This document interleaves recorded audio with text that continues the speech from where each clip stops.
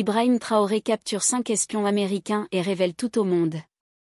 Les premières lueurs de l'aube commençaient à peine à éclairer Ouagadougou lorsque le téléphone d'Ibrahim Traoré sonna.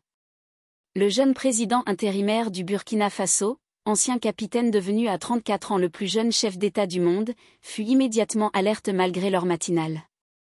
À l'autre bout du fil, son chef de la sécurité nationale, le colonel Siaka Ouattara, prit la parole. Monsieur le Président, nous avons détecté des signaux radio inhabituels en provenance du quartier de Gounguin. Des fréquences cryptées que nos techniciens n'arrivent pas à décoder. Ce n'est pas du matériel civil. Traoré se redressa dans son lit, les yeux fixés sur le plafond de sa chambre modeste. Depuis sa prise de pouvoir en octobre 2022, il savait que son gouvernement marchait sur une corde raide. Ses positions nationalistes et ses décisions de diversifier les partenariats internationaux, notamment avec la Russie, avaient provoqué des tensions avec les anciennes puissances coloniales. Depuis quand ces signaux sont-ils actifs ? Demanda-t-il d'une voix calme, contrastant avec l'inquiétude qui grandissait en lui depuis 3 jours.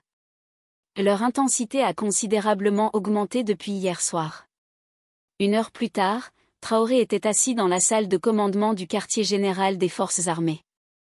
Devant lui, des écrans affichaient des graphiques d'analyse de fréquences et une carte de la ville où clignotaient plusieurs points rouges. Ces émissions proviennent de 5 endroits différents, expliqua un technicien militaire. Tous situés dans des zones résidentielles ou touristiques, sans aucun lien avec nos ambassades ou institutions internationales connues. Le général Souleymane Sanou, fidèle allié de Traoré, entra précipitamment dans la salle en tenant un dossier scellé. Son visage trahissait une tension inhabituelle. Monsieur le Président, nous venons de recevoir cette information de nos collègues maliens. 5 ressortissants américains sont entrés au Burkina Faso la semaine dernière avec des visas diplomatiques. Mais aucun d'entre eux n'est rattaché à une mission officielle. Traoré parcourut rapidement le document. Les 5 hommes étaient arrivés séparément à différents points d'entrée du pays avant de converger vers Ouagadougou. Ils avaient présenté des accréditations d'une ONG appelée Global Education Initiative, prétendant être en mission pour la reconstruction d'écoles dans les zones touchées par le terrorisme. Cette ONG existe-t-elle réellement ? Demanda Traoré. Sur le papier, oui. Mais elle n'a été enregistrée qu'il y a 6 mois et n'a aucune présence médiatique significative. Un groupe fantôme, selon toute vraisemblance. Dans la matinée, Abdou Zongo, un jeune journaliste local connu pour ses enquêtes rigoureuses, contacta un ami au ministère de la Sécurité. Il avait remarqué quelque chose d'étrange. Un homme blanc se faisant passer pour un consultant en infrastructure avait posé des questions très précises sur le réseau électrique alimentant le palais présidentiel, lors d'une conférence sur le développement urbain. Il voulait connaître l'emplacement des générateurs de secours, les protocoles en cas de coupure, des détails que même nos ingénieurs ne partagent pas librement, expliqua le journaliste. À midi, Traoré convoqua une réunion d'urgence avec ses plus proches conseillers. La salle était hermétiquement fermée, les téléphones bannis. « Je veux une surveillance discrète mais totale de ces 5 individus, ordonna-t-il. Pas d'arrestation, pas de confrontation. Nous devons comprendre ce qu'ils cherchent réellement. » Le colonel acquiesça. « Nous avons déjà commencé. L'un d'eux a loué une maison avec vue directe sur votre trajet quotidien entre le palais et le QG militaire. » Un silence pesant s'installa. Tous comprenaient les implications. Ces hommes n'étaient pas là pour reconstruire des écoles. À 14h30, une interception de communication révéla un échange entre l'un des suspects et un numéro satellite non identifié. Les mots « fenêtre d'opportunité » et « transition imminente » furent captés avant que la transmission ne soit interrompue. Le soir même, une note diplomatique arriva du Mali voisin, également dirigée par une junte militaire proche de la ligne de Traoré. Elle contenait un avertissement clair. Des sources fiables indiquent qu'une opération de déstabilisation pourrait viser votre gouvernement dans les prochains jours. Méfiez-vous des amis porteurs de solutions. Dans sa chambre, Traoré resta éveillé jusqu'à tard dans la nuit, relisant les rapports et analysant les photographies des 5 Américains. Son instinct de soldat aguerri lui soufflait qu'un danger majeur se préparait. Depuis sa prise de position contre la présence militaire française et son rapprochement avec Moscou, les pressions internationales s'étaient intensifiées. Sur son bureau, Une photo encadrée de Thomas Sankara semblait lui rappeler que les choix souverains en Afrique se paient souvent au prix fort. Cette fois, murmura-t-il en éteignant sa lampe, nous serons prêts. Dans les rues de Ouagadougou, sous le ciel étoilé, 5 hommes aux apparences ordinaires poursuivaient leurs activités, ignorant qu'ils étaient désormais dans le collimateur du président. La partie d'échecs venait de commencer.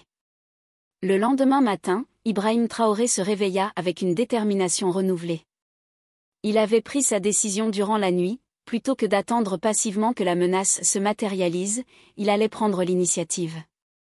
Nous allons leur tendre un piège, annonça-t-il à son cercle restreint réuni à l'aube dans une ferme discrète à la périphérie de la capitale. Faites circuler une information selon laquelle je vais me rendre demain à Bobo-Dioulasso pour une inspection surprise des forces armées. Mais faites en sorte que cette information semble avoir fuité accidentellement. Le colonel esquissa un sourire. Vous voulez voir s'ils mordent à l'hameçon. Exactement. Et en parallèle, intensifier la surveillance. Je veux connaître chacun de leurs mouvements, chaque appel, chaque contact. Les services de renseignement burkinabés se mirent immédiatement à l'œuvre. Des agents en civil furent déployés autour des résidences des 5 Américains, tandis que les experts en cybersécurité, formés par des alliés russes, tentaient d'intercepter leurs communications. À midi, un premier indice significatif tomba.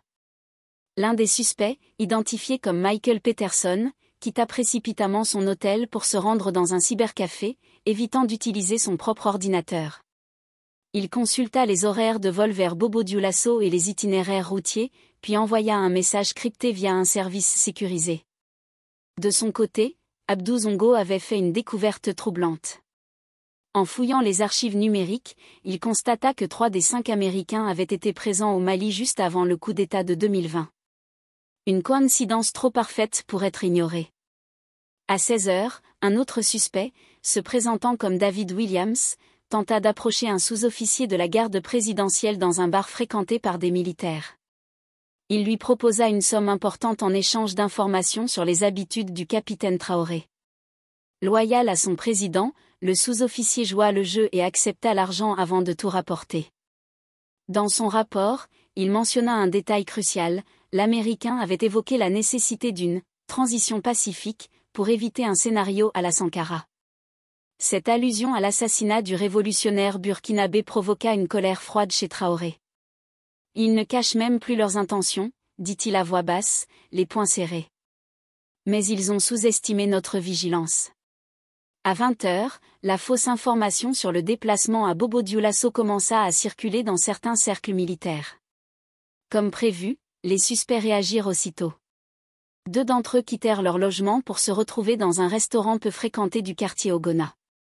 Une conversation tendue fut enregistrée. « C'est notre fenêtre », dit l'un. La route vers Bobo traverse des zones peu sécurisées. Si quelque chose devait arriver là-bas. L'Anglais veut des garanties que la transition sera attribuée à des facteurs internes, répondit l'autre. Nous ne pouvons pas laisser de traces américaines. L'expression l'anglais, mot de code pour la CIA, confirma les pires soupçons. Ce n'était pas une simple mission de renseignement, mais une tentative de coup d'État, voire un plan d'assassinat. À 23 heures, le colonel présenta son plan d'action. Nous avons suffisamment de preuves pour agir maintenant. Après un long silence, Anderson mentionna 3 noms, 2 généraux et un ancien ministre toujours influent. Des hommes que Traoré avait écartés du pouvoir en raison de leur lien avec l'ancienne puissance coloniale. Le 3e jour apporta la découverte la plus troublante. Dans l'ordinateur portable de Michael Peterson, les experts en cybersécurité burkinabais découvrirent des documents détaillant un plan d'influence sur plusieurs années visant à maintenir les pays du Sahel dans l'orbite occidentale. Le document classifié Top Secret No Foreign for Internal Use Only révélait une stratégie coordonnée entre plusieurs agences américaines pour contrer l'influence grandissante de la Russie et de la Chine dans la région. Plus inquiétant encore, le plan prévoyait explicitement l'utilisation de pressions économiques, médiatiques et diplomatiques pour isoler les leaders réfractaires aux intérêts occidentaux, avec une mention particulière pour Traoré, qualifié de « menace potentielle majeure pour la stabilité régionale », telle que définie par les intérêts américains. Pendant ce temps, à l'extérieur, le silence du gouvernement sur les arrestations commençait à alimenter des rumeurs. L'ambassade américaine à Ouagadougou avait publié un communiqué laconique indiquant que 5 citoyens américains travaillant pour une ONG n'avaient pas donné signe de vie depuis plusieurs jours, et demandait des informations à leur sujet. Abdou Zongo, le journaliste qui avait contribué à mettre au jour l'affaire, recevait maintenant des messages anonymes le mettant en garde contre des révélations qui pourraient déstabiliser toute la région. Loin d'être intimidé, il intensifiait ses recherches, découvrant que des opérations similaires avaient potentiellement eu lieu dans d'autres pays africains ayant récemment changé leur orientation géopolitique. Le soir du 3e jour, Traoré réunit son Conseil de sécurité nationale pour une décision cruciale. Nous avons plusieurs options, exposa-t-il. Expulser discrètement ces hommes en échange de concessions américaines, les juger publiquement pour espionnage et tentative de déstabilisation, ou utiliser ces révélations comme levier dans une stratégie plus large. Le général Sanou prit la parole. Monsieur le Président, les Américains nieront tout en bloc.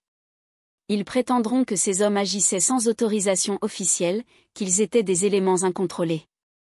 Point. C'est précisément pourquoi un procès public pourrait se retourner contre nous, ajouta le ministre des Affaires étrangères.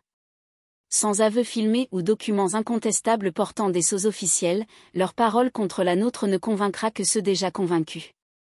Traoré resta silencieux un long moment, les yeux fixés sur la carte de l'Afrique accrochée au mur de la salle de réunion. Puis il se leva. Notre force ne réside pas dans le secret, mais dans la transparence. Ces hommes ne sont pas venus uniquement pour le Burkina Faso. Ils font partie d'un système qui considère encore l'Afrique comme son arrière-cour. Notre réponse doit transcender notre cas particulier. Sa décision était prise, le Burkina Faso allait révéler l'existence de cette tentative de déstabilisation, non pas isolément, mais en coordination avec d'autres nations africaines partageant des préoccupations similaires. Contactez immédiatement nos alliés au Mali, en Guinée et au Niger. Je veux une réunion d'urgence, en personne, des chefs d'État. Ce que nous avons découvert les concerne tous. Cette nuit-là, alors que les communications diplomatiques sécurisées s'intensifiaient entre Ouagadougou, Bamako, Conakry et Niamey, Ibrahim Traoré se rendit seul dans la cellule où était détenu Richard Anderson. « Monsieur Anderson, dit-il avec une courtoisie glaciale, demain votre présence ici deviendra une affaire internationale. Mais je tiens à vous dire une chose personnellement. Le temps où des puissances étrangères pouvaient décider du destin des nations africaines est révolu. Ce n'est pas par haine de l'Occident que nous diversifions nos partenaires, mais par nécessité de développement souverain. » Anderson le regarda avec un mélange de résignation et d'inquiétude. « Vous jouez un jeu dangereux, capitaine. Certaines forces ne pardonnent pas facilement. » Traoré sourit légèrement. « Je ne joue pas, monsieur Anderson. C'est là votre erreur fondamentale. Pour vous, l'Afrique est un échiquier.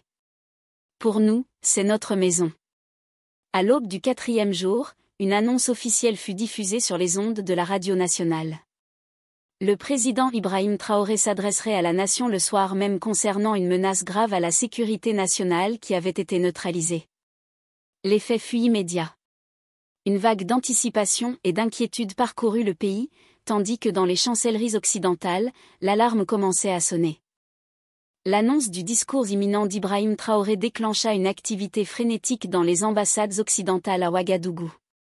Des appels urgents furent passés vers Washington, Paris et Londres, tandis que les analystes tentaient désespérément de comprendre ce qui se tramait. À 14 heures, l'ambassadeur américain demanda une rencontre d'urgence avec le ministre burkinabé des Affaires étrangères. Sa requête fut poliment mais fermement déclinée, avec l'information que le ministre participait à une réunion de sécurité nationale et ne serait pas disponible avant le discours présidentiel.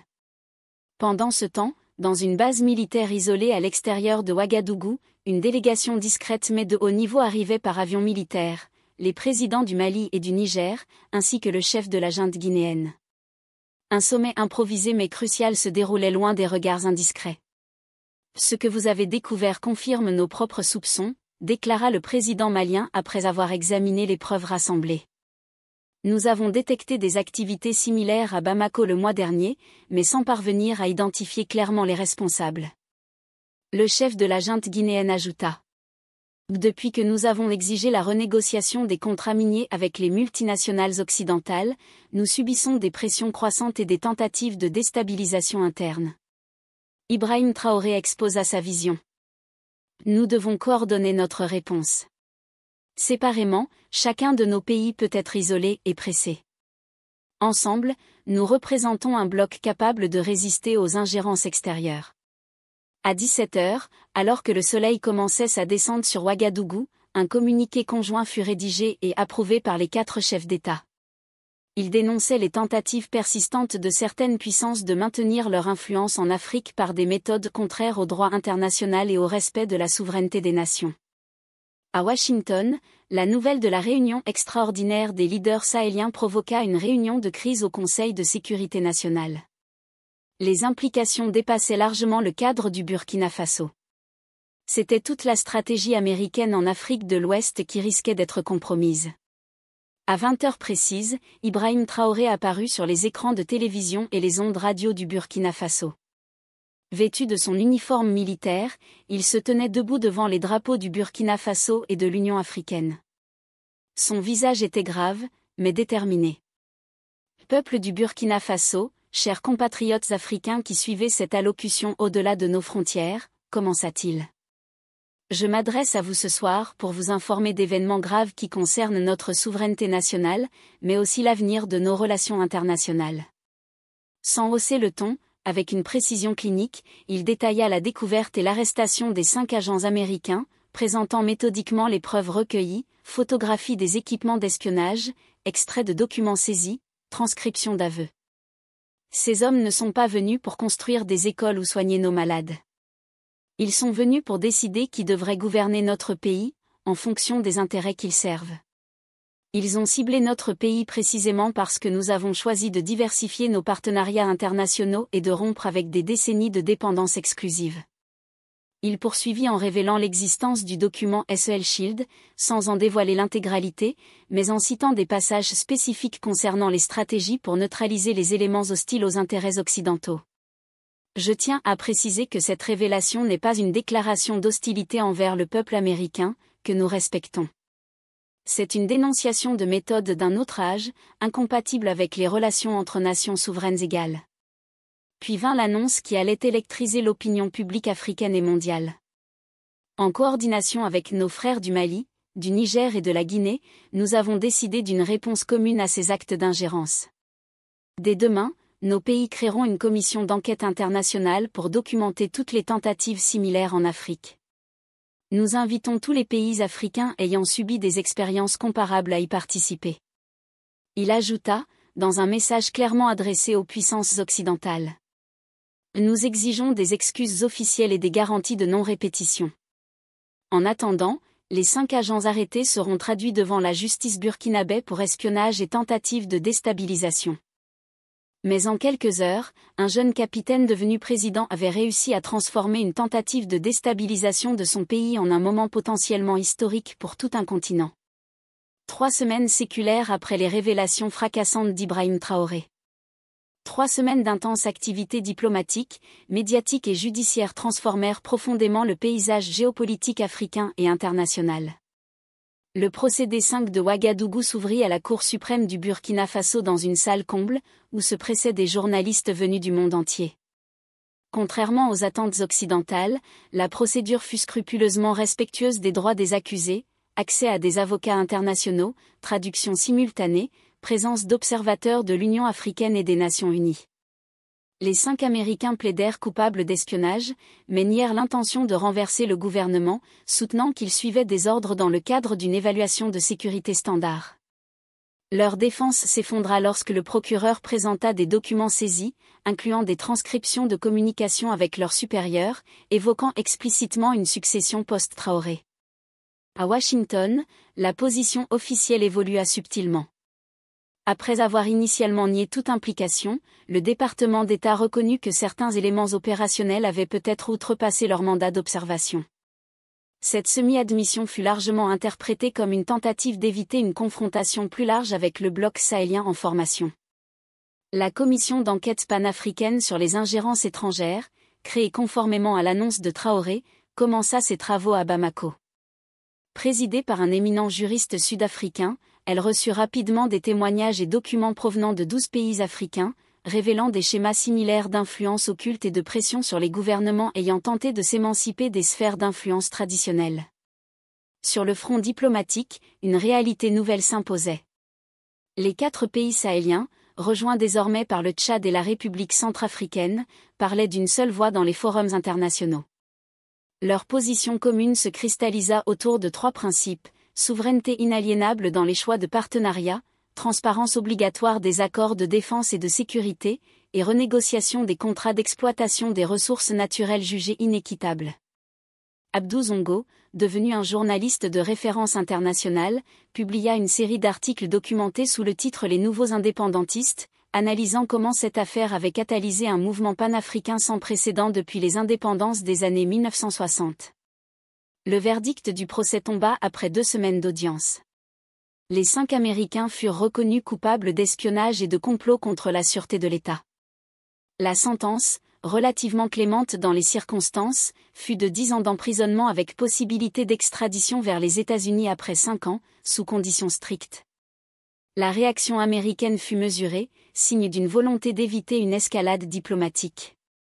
Dans un communiqué soigneusement rédigé, le département d'État exprima des préoccupations quant à l'équité du procès, tout en annonçant l'ouverture d'une enquête interne sur d'éventuelles opérations non autorisées en Afrique de l'Ouest. Dans les chancelleries occidentales, un constat s'imposait: la dynamique des relations avec l'Afrique était irrémédiablement altérée. Les jours où des opérations clandestines pouvaient renverser des gouvernements africains sans conséquences diplomatiques majeures semblaient révolus. Un mois après le verdict, Ibrahim Traoré accepta une invitation historique à s'exprimer devant l'Assemblée générale des Nations unies. Son discours, prononcé en français puis en dioula, l'une des langues nationales du Burkina Faso, devint instantanément emblématique d'une nouvelle ère diplomatique. « Nous ne sommes pas venus à cette tribune pour accuser ou condamner », déclara-t-il. Nous sommes venus pour affirmer que l'Afrique n'est plus un terrain de jeu géopolitique, mais un partenaire qui exige respect et équité. La souveraineté n'est pas négociable. La dignité n'est pas divisible. Il poursuivit en proposant un nouveau contrat entre l'Afrique et les puissances mondiales basé sur 5 principes: respect absolu de la souveraineté dans les choix de développement et d'alliance, transparence totale des accords militaires et économiques, redistribution équitable des bénéfices tirés des ressources naturelles, transfert réel de technologie, et reconnaissance des dommages historiques causés par la colonisation et le néocolonialisme. Nous tendons la main à tous ceux qui acceptent ces principes, qu'ils viennent de l'Est ou de l'Ouest, du Nord ou du Sud. Mais nous ne plierons plus devant ceux qui confondent partenariat et domination. L'ovation qui suivit, y compris de la part de nombreuses délégations occidentales, fut révélatrice d'un changement profond dans les perceptions internationales. 6 mois après les révélations initiales, les effets concrets de l'affaire des 5 transformaient le visage du continent. Une nouvelle ère de relations internationales s'était ouverte pour l'Afrique. Des pays voisins avaient rejoint l'initiative de Traoré, formant une alliance régionale solide qui parlait désormais d'une seule voix sur les questions de sécurité et de développement. Le mouvement d'autodétermination s'étendait comme une traînée de poudre du Sahel jusqu'aux côtes atlantiques. Les anciennes puissances coloniales reconsidéraient leur présence militaire dans la région, contraintes par la pression populaire et diplomatique. Simultanément, de nouveaux partenariats émergeaient avec des puissances comme la Chine et la Russie, mais selon des termes plus équitables qu'auparavant, favorisant le développement local et les transferts de technologies.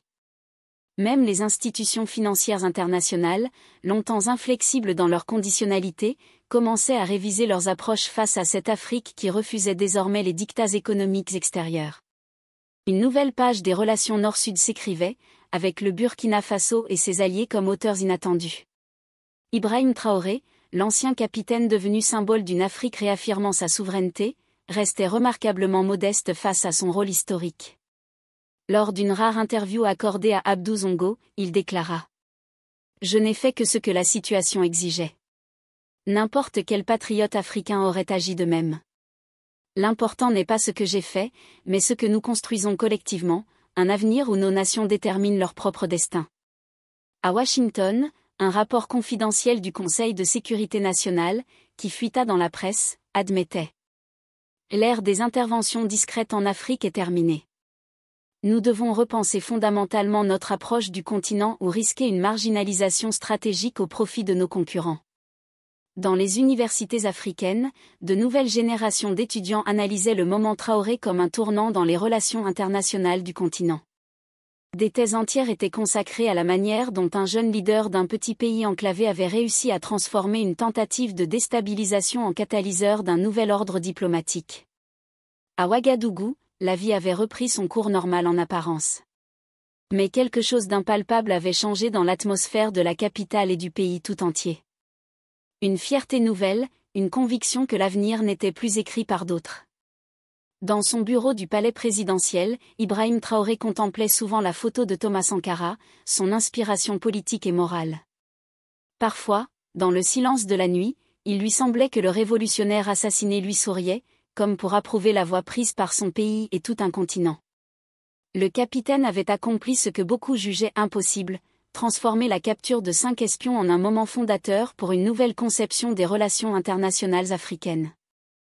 Le monde observait avec un mélange d'inquiétude et d'admiration cette Afrique qui refusait désormais d'être le théâtre passif des grandes puissances. L'histoire retiendra peut-être que c'est à Ouagadougou, entre les mains d'un jeune officier idéaliste, qu'une page importante de la géopolitique mondiale commença à se tourner, ouvrant un chapitre où l'Afrique ne serait plus un objet, mais un sujet de son propre destin.